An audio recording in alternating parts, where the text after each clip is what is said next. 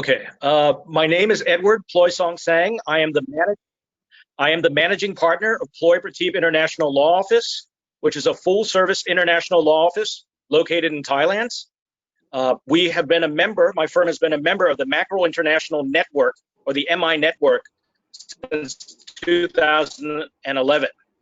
I've been asked by MI to answer a few questions about the impacts that the COVID-19 crisis has had on my firm, as well as the challenges and opportunities available for our clients in Thailand.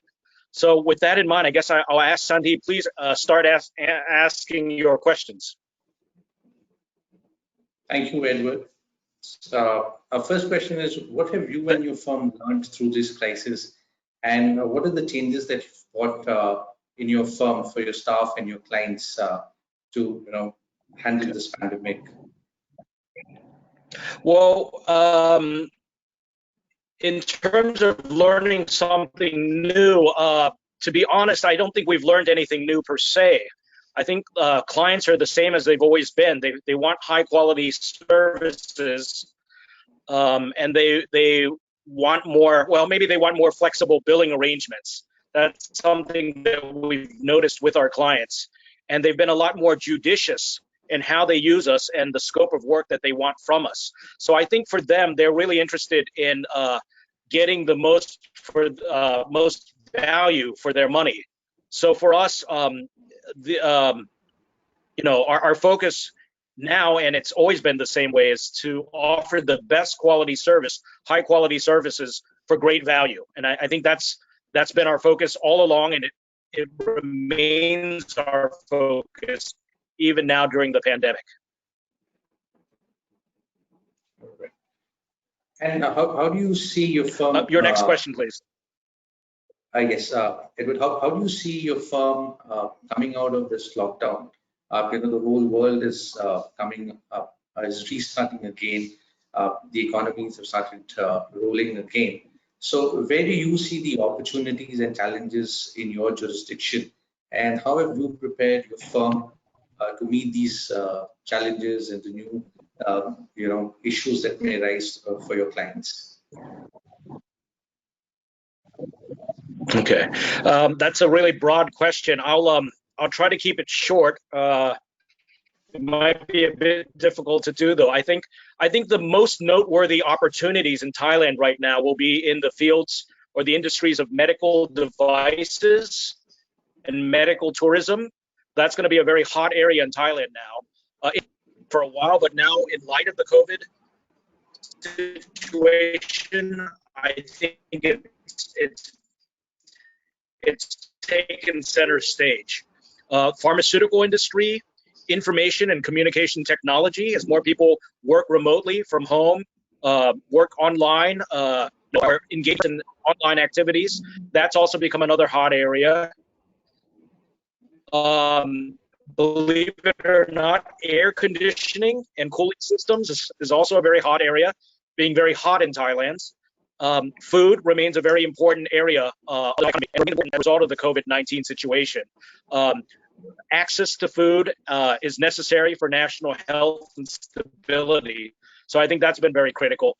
And lastly, I think chemicals and pharmaceuticals is another big area that's also going to benefit as a result. I mean, these are just some of the highlights. That's not a definitive list, but it's a list of the major opportunities. In the hospitality industry, I think the likely winners as a result of this pandemic will be the boutique hotels, villas, and Airbnb. I think those are going to be the big winners. The losers, I think, are going to be the large hotels and those spaces, those areas that have large shared common spaces. I think they're going to be hit hard by this pandemic, and as well as those companies that operate large tour groups. I think that's another area that's going to be hit hard in the hospitality industry. But in terms of, I think the real hot area will be medical devices and medical tourism. That's going to be the real hot area. And the Thailand's Board of Investment, or BOI, is offering additional incentives geared mainly towards medical devices and medical products and the medical tourism industry. For example, they've issued a smart visa program right now, which will enable key employees and their families to stay up to 4 years in Thailand without having to acquire a separate work permit, which is normally the case in Thailand. You would have to get that separately from your visa. Well, now with the smart visa, those two are combined. I think you're also going to see further tax reductions being made available, again, through the BOI, and again, geared mainly towards medical devices, medical products, and medical tourism. You're also going to see exemptions of import duties on machineries used to convert existing lines of production towards medical devices and medical parts. Another benefit that we're likely to see is that there's going to be some more benefits granted to producers of raw materials used in the manufacture of medical parts. So I think, again, the medical devices and medical tourism industry will be the big winners. But all around, the Board of Investment is also offering temporary relaxation of investment criteria across the board for all industries. And it's also encouraging R&D as well, research and development, and has enacted duty-free importation for materials and equipment used in R&D. So I think those are the opportunities that we're likely to see.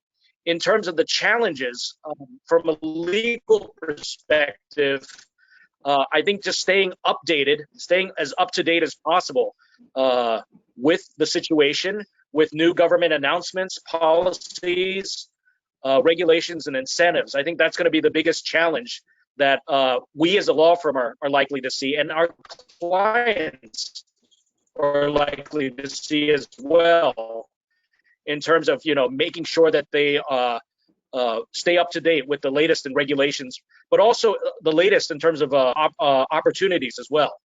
And the way my firm is addressing that is to have, we basically always have our eyes and ears at the various government offices so that we can stay up to date and know changes as they happen and keep our clients as informed as possible.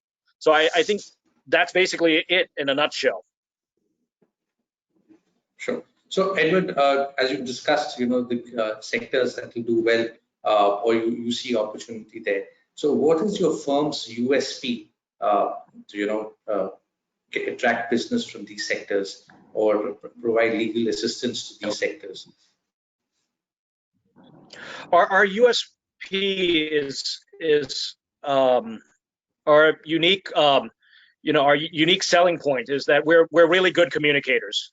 A lot of firms here in Thailand, communications maybe is not their expertise. All firms have to know the law, have to advocate for their clients, have to be very well versed in the law. We are as well, but I think our USP really is excellent communications. We're very approachable. We are very inquisitive as a team. We're good listeners. We ask the right questions, and we enjoy solving problems. I think those qualities allow us to better understand our clients' businesses, understand their industries, and arrive at legal solutions for their situations. So I think that's our main USP. And the COVID-19 situation, the crisis, hasn't really changed that. In fact, it's reiterated it, because we've been very busy, probably even busier than before the crisis, right before the crisis. And many of our clients are return clients or repeat clients. So they must like what we've been delivering to them. And again, this notion of communication and staying in touch with the clients and giving them solutions that they can use. I think this is our USP. Thank you. Edward, having said Next this, question, having said this, both of us understand that international business is going to change. So what are you expecting from Metro International as a firm? Yeah. What are your expectations? Well, I think, well, let me, my expectations for business is that I think personal safety and security are going to be a big concern. I think more people are going to be interested in that sort of thing. For the travel and hospitality industry in particular, I think safety measures are going to be very important for restoring confidence, customer confidence in those industries. And I think our expectation with Macro International will be the same, of course. We'll be concerned about everybody's personal safety, including our own, and security. But aside from that, we're a family, and I just hope that despite this crisis, despite this pandemic, and the response to it globally, worldwide, that we just stay connected and that we remain supportive of one another, which we've always been. We've always done as a family for many years now. My firm has been here since 2011, almost 10 years now, and I don't expect that to change. So let's hope it continues. But I think obviously personal safety and security will be a greater cause for concern moving forward. And that's it. Thank you, Edward. Thank you, Edward. These were the few questions that we wanted to discuss. Okay. I just want. Okay. This conference will now be recorded. No.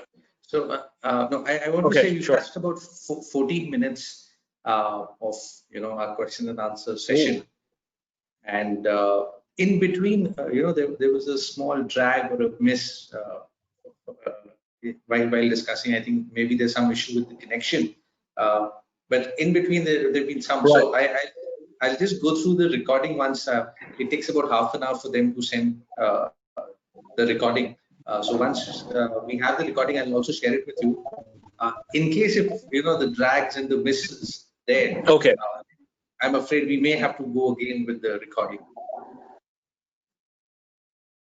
Okay. All right.